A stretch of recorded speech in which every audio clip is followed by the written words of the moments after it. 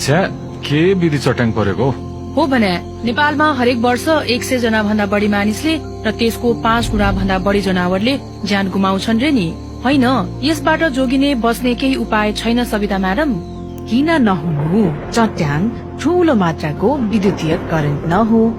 यसबाट हाम्रा घरहरूलाई धातुका सामग्री प्रयोग गरी सुरक्षित बनाउन सकिन्छ नि। तामा, एल्युमिनियम तथा जीआई का रड घरको सबभन्दा अग्लो भागमा राख्ने अनि सोही धातुका रड वा पाता जोडेर जमिनसम्म पुर्याउने र तामाको रडसँग जोडी अर्थिङ गर्यो भने धेरै हदसम्म हाम्रा घरहरू सुरक्षित हुन्छन्।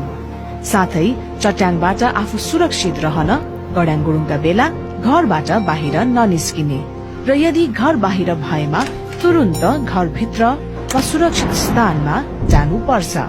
सुरक्षित स्थान भन्नाले पक्की घरहरू, बस, भ्यान आदि। तर यस्ता सुरक्षित स्थान पुग्ने अवस्था नरहेमा अग्लो र एक्लो रुखको ओत नलाग्ने, बरु रुखदेखि टाढा टुक्रुक्क बस्ने र खुला चौरमा परेमा टुक्रुक्क बसी टाउकोलाई 2 घुँडाको बीच राखी कान थुन्ने। अनि घरभित्र पुरै सुरक्षित रहन्छौ त?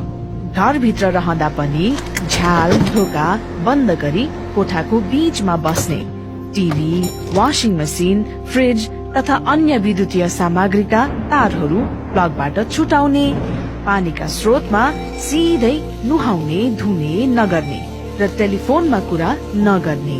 सबैभन्दा महत्वपूर्ण कुरा, चट्याङ सामान्यतः अपराह्न 3 बजेपछि पर्ने हुनाले घर बाहिरका काम बिहानको समयमा गरी साँझपख घरभित्रका काम गर्नुपर्छ र यो चैत्रदेखि ज्येष्ठ महिनामा अत्यधिक पर्ने हुनाले सोही अनुसार उच्च सतर्कता अपनाउनु पर्छ।